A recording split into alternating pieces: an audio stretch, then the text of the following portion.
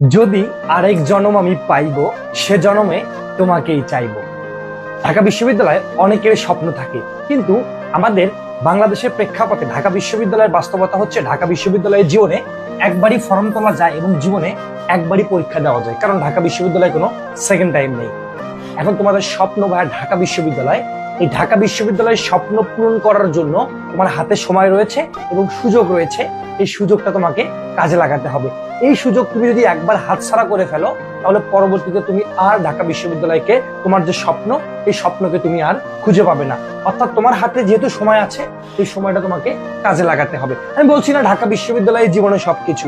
ঢাকা বিশ্ববিদ্যালয়ে তোমার স্বপ্ন যে আমি ঢাকা বিশ্ববিদ্যালয়ে পড়বো, আমার বাবা মায়ের স্বপ্ন, এবং সেই স্বপ্ন পূরণ করার জন্য তোমার যে সুযোগ রয়েছে, সেই সুযোগটাকে তুমি কাজে লাগাও, সময়টাকে কাজে লাগাও, সুযোগটাকে কাজে লাগাও।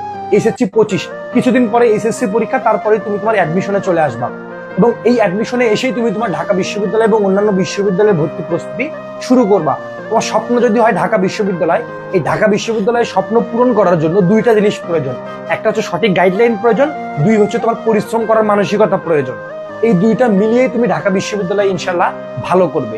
আর এই দুইটার জন্য গাইডলাইন, যেটা গাইডলাইন তুমি দিতে পারবে না, গাইডলাইন দিব আমরা যারা এক্সপিরিয়েন্স আছি, আমরা তোমাদেরকে গাইডলাইন দিব, আর তুমি দিবে পরিশ্রম। এই দুইটা মিলিয়ে ইনশাল্লাহ তোমার স্বপ্নের যে যাত্রা, সেই যাত্রা তোমার সফল হবে এবং তুমি ইনশাল্লাহ ঢাকা বিশ্ববিদ্যালয়ে চান্স পাবে, তোমার স্বপ্ন পূরণ করবে, তোমার বাবা মায়ের স্বপ্ন পূরণ করবে। বিশ্বাস রাখো হৃদয়ে, দেখা হবে বিজয়ে।